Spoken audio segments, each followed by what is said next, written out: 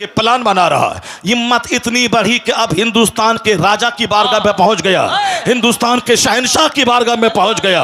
800 बरस से जो पूरे हिंदुस्तान की रखवाली कर रहा हो, कब्र में रह के पूरे हिंदुस्तान की संप्रभुता को बचा रहा हो, हिंदुस्तान के मुसलमानों से ज्यादा हिंदुओं की अकीदत का मरकज बना हुआ हो। मुसलमान जाते हैं 60 लाख तो 40 लाख तो 60 लाख गैर मुस्लिम वहां जाते हैं, उनको वहां बेटा मिलता है, बेटी मिलते, न जाने क्या क्या मिलता है।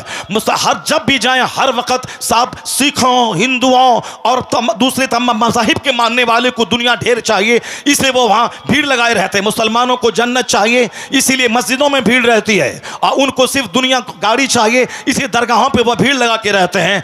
800 साल जो एक मुस्तनद ऑथेंटिक दरगाह है, उस दरगाह के खिलाफ पिटीशन दर्ज होता है और साहब कोर्ट वाले उसको एक्सेप्ट करके सुनवाई की तारीख तय कर देते हैं।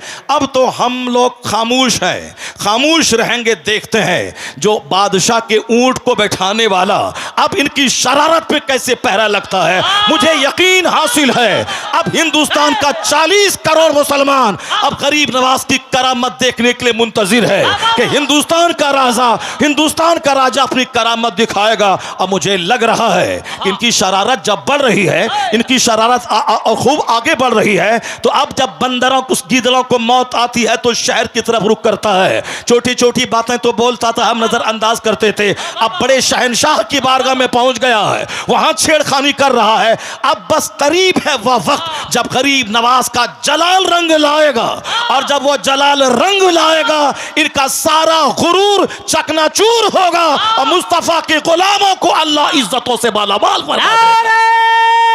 तकबीर, नारे रिसालत, मसलके आला हजरत, मजहबे इस्लाम, हजरत हबीबुल्लाह फैजी साहेब किबला, हजरत शहनवाज हसन साहेब किबला, अल्लामा डॉक्टर शहरयार रजा साहेब किबला कादरी।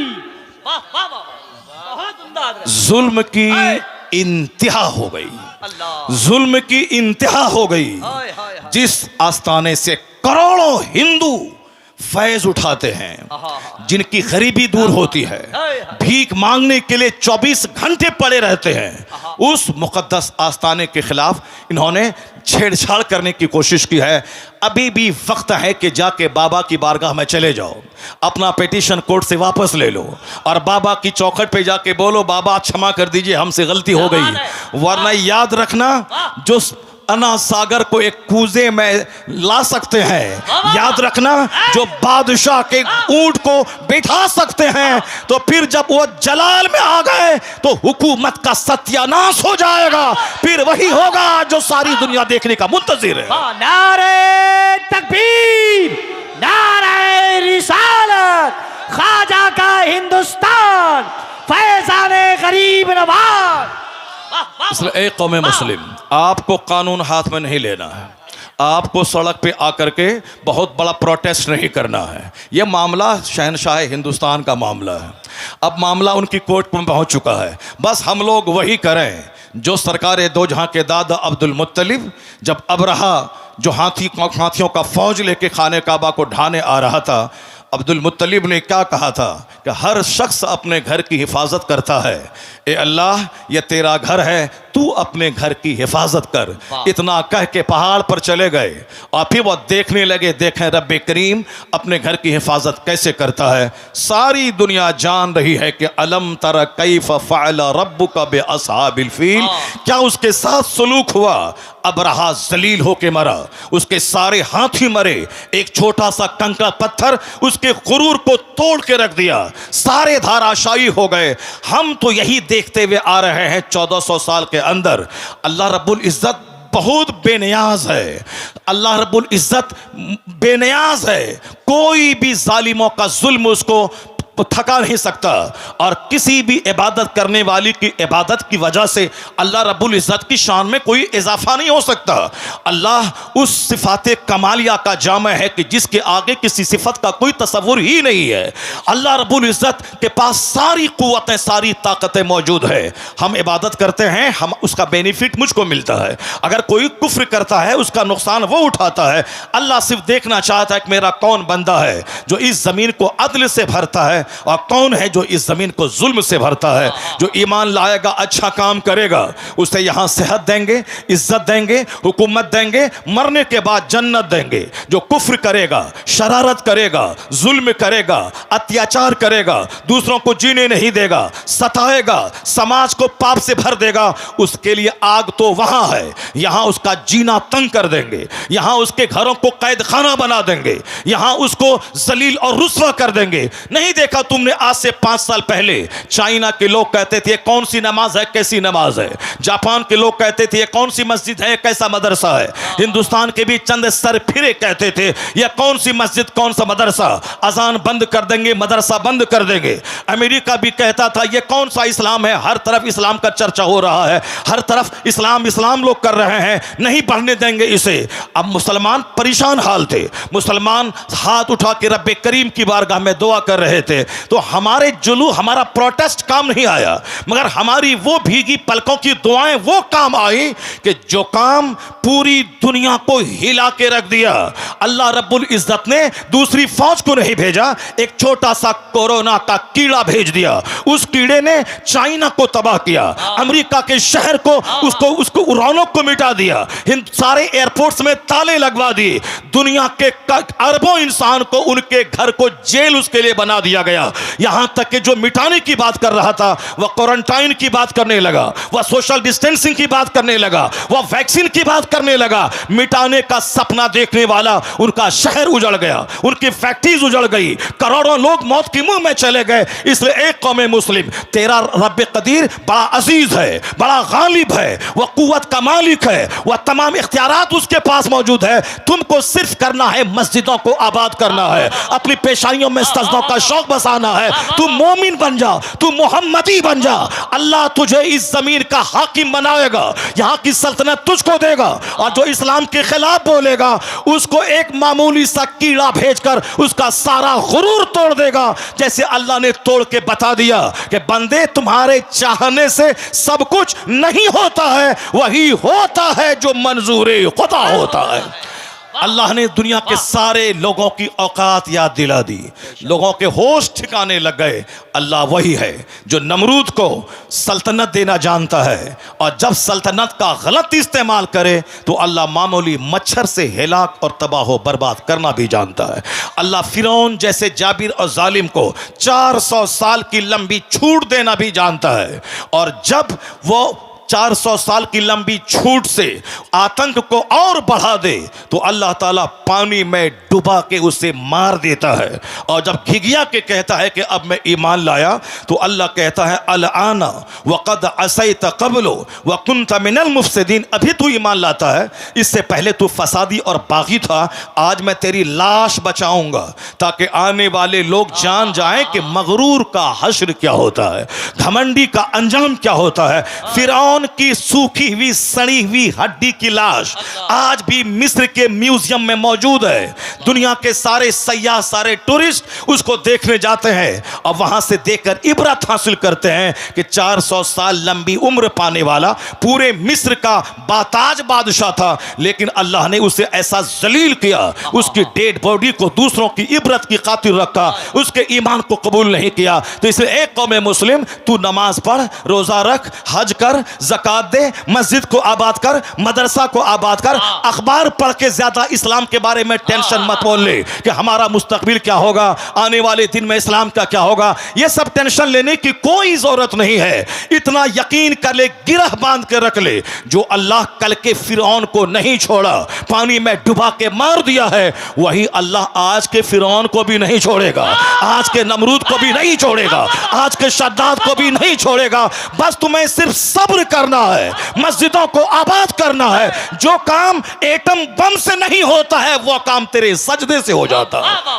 वाह, वाह। तुम्हारी ताकत रूहानी ताकत, तुम्हारी ताकत स्पिरिचुअल फोर्स, तुम्हारी ताकत आध्यात्मिक शक्ति है। आज हम जलील इसीलिए हो गए कि मेरी मस्जिदें वीरान हो गई, मेरा जलसा उजड़ गया, हमारी खानकाह सिर्फ तेल और पानी का मरकज बन के रह गई, हमारी मस्जिदों में दांत टूटे चंद बूढ़े रह गए, और हमारे जवान उनके कुफ्फार मुशरिकीन के जवान की तरह हरकतें करने लगे। हमारे घर में क्रिकेटर का चर्चा, हमारे घर में साहब बैरिस्टर का चर्चा, हमारे घर में नेता का चर्चा, हमारे घर में बंबई जाकर के फैक्ट्री डाल के 2-4 मकान खरीदने वाले दुनियादार का चर्चा, हमारे घर में खूबसूरत खवातीन का चर्चा, हमारे घर में खूबसूरत नौकरी करने वाले लड़कों का चर्चा। अब जाहिर सी बात है, जब खूबसूरती का चर्चा होगा तो हमारा बेटा दिमाग में ये बात बिठाएगा हमें खूबसूरत औरत चाहिए। अब चाहे वो अपना चेहरा आईना में नहीं देखेगा कि हमारी सूरत कैसी है, हमारी नाक टेढ़ी है, हमारा रंग काला है, मगर वो तमन्ना करता है क्या कि हमारी बीवी बिल्कुल करीना जैसी खूबसूरत मिल जाए। सबकी तमन्ना ये खूबसूरत मिल जाए, क्योंकि उनके घर में खूबसूरती का चर्चा होता है, उनके घर में मुलाजमत का चर्चा होता है, उनके घर में क्रिकेट का चर्चा होता है। अगर मेरी बेटी किसी खूबसूरत चेहरे वाले के साथ भाग कर ईमान का सौदा कर ले, यह कसूर माँ बाप का है जो अपने घर में हुस्न का चर्चा करता है, दौलत का चर्चा करता है, सर्विस का चर्चा करता है, स्कूल कॉलेज का चर्चा करता है। यह बता दे कि जिसके घर में आलिम का आना जाना हो, जिसके घर में पीर का आना जाना हो, जिस घर के बाल बच्चे अपने आलिम की तहज्जुद की नमाज का मंजर देख रहे हो, वहां तलावत कुरान का मंजर देख रहे हो, मैं दावे से कहता हूं जहां कुफ्फार का आना जाना होगा, जहां डकैत का आना जाना होगा, जहां दुनियादार का आना जाना होगा, उसके बच्चों का दुनियादार बनना जब तय है, उसी तरह जहां नमाजी का आना जाना होगा, आलिम का आना जाना होगा, मशाइख का आना जाना होगा, उनके घर के बाल बच्चों का ईमान का बचना भी तय है, वहां नमाजी बनना भी तय है। इसलिए बुजुर्गों ने कहा अपने घर में चोरों को मत आने दे, अपना दस्तरखान नेकों के लिए बिछा, आलिमों का आना जाना होने दे, मशाइख का आना जाना होने दे। दिखने का असर होता है, जहां चोरी होगी वहां के बच्चे चोर पैदा होंगे, जहां तिलावत कुरान होगी वहां के बच्चे गुलामे हुसैन पैदा होंगे। वाह वाह वाह वाह, सुभान अल्लाह, सुभान कोई तहरीक हमारे बच्चों को काफिर होने से बचा नहीं पाएगी, कोई तहरीक हमारी मुर्तद होने वाली बेटियों को बचा नहीं पाएगी। उसके लिए हर माँ बाप को आगे आना होगा, अपने घर में इस्लामी कल्चर बनाना होगा, अपने बाल बच्चों के दिल दिमाग में इस्लाम की अजमत बैठानी होगी, अपने बाल बच्चों के सामने हुजूर की हयात तैयबा को बयान करना होगा, औलिया और सालिहीन की जिंदगी का मुताला करना, औलिया और सालिहीन की जिंदगी बताना होगा। अब जरा गौर से देखिए कैसे हालात थे, कैसे लोग थे, किस तरह से जीते थे।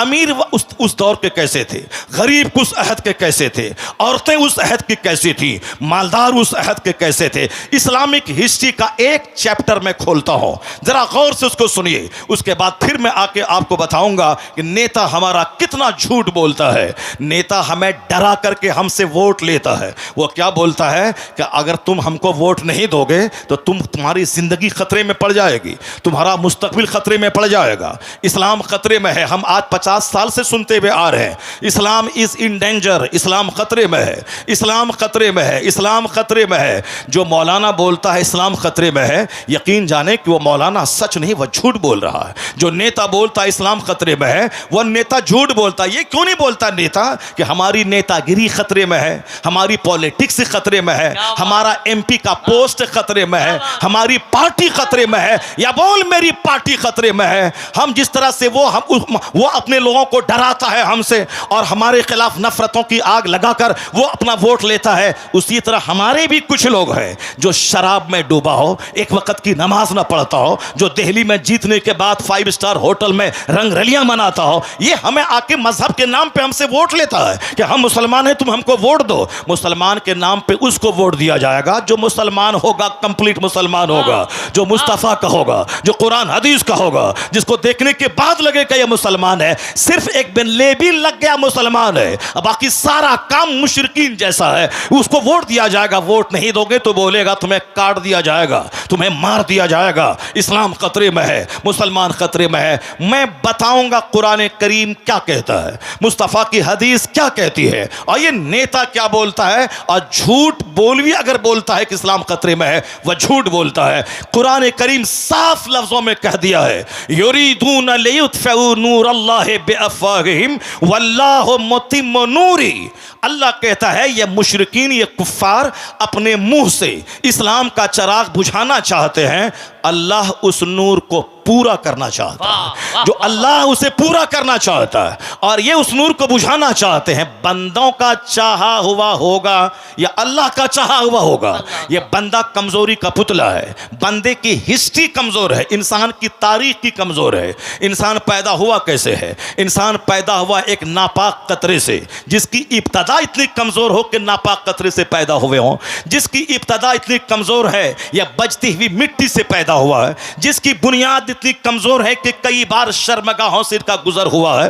बाप की रीढ़ की हड्डी और मां के सीने की हड्डी से जो कतरा निकलता है उससे यह इंसान पैदा हुआ। यह मैं नहीं कहता, पैदा करने वाला मेरा खालिक कहता है। फलयंजुरिल इंसानु मिम्मा खुलिक मिम्मा इन दाफिक यखरुजु मिन बैनि सुल्बि व तराइब इन्नहु अला रजइही लकादिर। अल्लाह कहता है a man should consider in his creation. आदमी को अपनी पैदाइश पे गौर करना चाहिए कि वह पैदा हुआ कैसे है।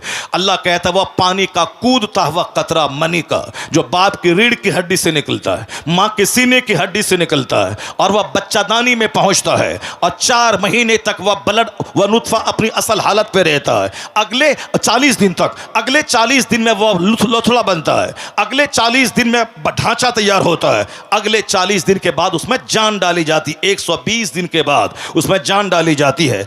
अब 40 दिन का एक पीरियड गुजरता है, पहले लुथड़ा, उसके बाद ढांचा, फिर उसके बाद उसमें जान डाली जाती है। जान डाले जाने से पहले अगर ईमानदार नेक परहेजगार मुसलमान डॉक्टर बोले अगर ये हामिला रही, हमल से रही तो इसकी जान को खतरा है, तो नेक मुत्तकी परहेजगार डॉक्टर की बात मानकर इस काते हमल एबॉर्शन हो सकता है। लेकिन अगर जान डाल दी गई फिर किसी की बात नहीं मानी जाएगी। 4 महीने के बाद कोई एबॉर्शन अगर करता है वह उस बच्चे का कातिल और मर्डरर ठहरता है। तो एक नापाक कतरे से यह इंसान पैदा हुआ है। अब पैदा होता किस रास्ते से है वह सबको मालूम है, और वह नुत्फा जाता किस रास्ते से है वह सबको मालूम है।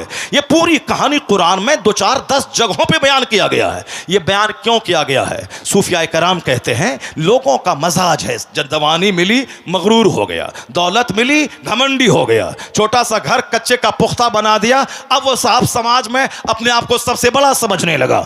हुस्न पे मगरूर होता है बंदा, मकान पे मगरूर होता है बंदा, थोड़ी शोहरत मिल गई उसमें मगरूर होता है बंदा, ताकत जवानी मिली उसमें मगरूर होता है। यह गुरूर तो उसे तबाह कर देगा। यह गुरूर तो समाज में नफरतों की आग लगा दिया है। आज समाज में हर आदमी तन्हा महसूस करता है क्योंकि हर आदमी अपने आप को दूसरों से बड़ा समझता है।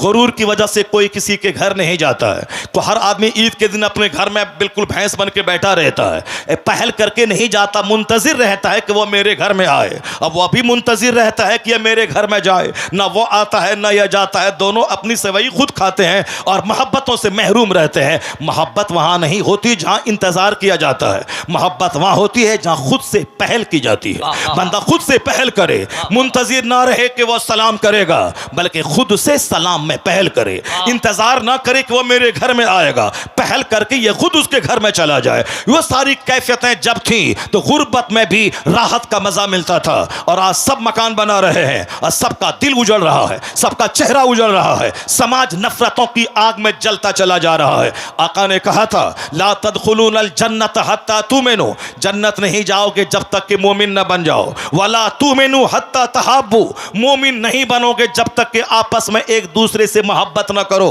मोहब्बत करना मोमिन बने रहने के लिए जरूरी है। अपने पड़ोसी से मोहब्बत जरूरी है ईमान बचाने के लिए, अपने रिश्तेदारों से सिले रहमी जरूरी है ईमान बचाने के लिए, अपने गांव के गरीबों से मोहब्बत जरूरी है ईमान बचाने के लिए, और मालदारों को गरीबों से, गरीबों को मालदारों से मोहब्बत जरूरी है ईमान बचाने के लिए।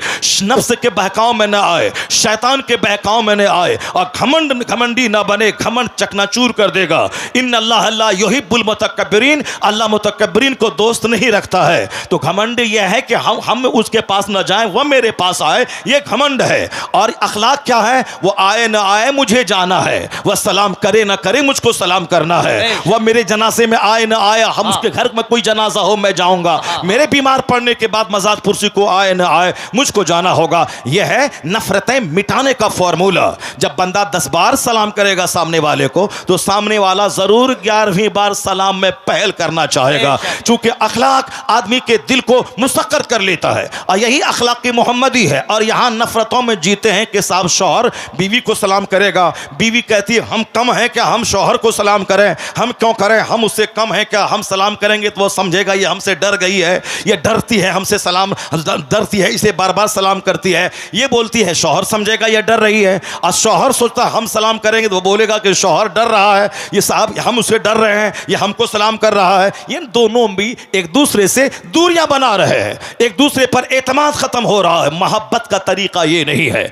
जब नफ्स की मानेंगे तो नफरत फैलेगी, अदावत फैलेगी, लेकिन जब निगाहों के सामने मुस्तफ़ा को ले आएंगे तो नफरतों का खात्मा होगा, मोहब्बत बढ़ जाएगी।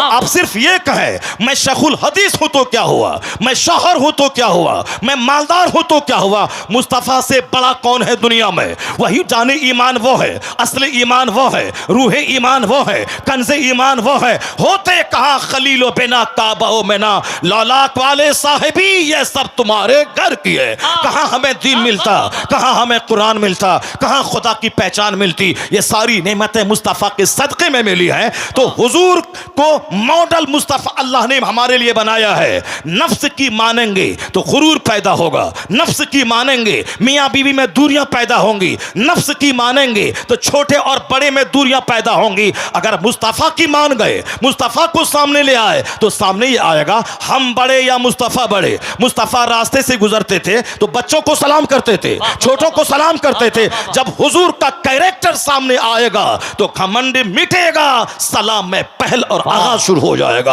अगर हम ये सोचे कि हम अपनी बीवी को सलाम क्यों करें, महर की रकम मैं देता हूं, मैं अपने घर में उसको रखता हूं, मैं नान नफका का इंतजाम मैं करता हूं, अगर ये बातें सोचेगा तो फिर वहां घमंड काम करेगा। लेकिन जैसे ही सोच ले मैं बड़ा या मेरे मुस्तफ़ा बड़े, मुस्तफ़ा जब घर में आते थे तो सलाम में अपनी बीवियों को पहल फरमाते थे, अपनी बीवियों को सलाम करते थे, सरकार छोटे बच्चों को सलाम करते थे। सहाबे कराम तो जान हथेली पे लेकर मुस्तफ़ा पे कुर्बान होना चाहते थे, लेकिन हुजूर उनको सलाम करने का मौका नहीं देते थे, सलाम में पहल फरमाते थे। यही हुजूर की अदाएं थी जो अरब के उन अल्लाहों को मुसख्खर कर लिया, अरब के उन बदुओं को सिविलाइजेशन और कल्चर के ऊंचे मेयार पे फाइज कर दिया। जो जंगली थे, जो वहशी थे, हुजूर के अखलाक ने उसे torch bearer of civilisation and culture बना दिया कि खुद न थे जो राह पे औरों के हादी बन गए। क्या नजर थी जिसने मुर्दों को मसीहा कर दिया।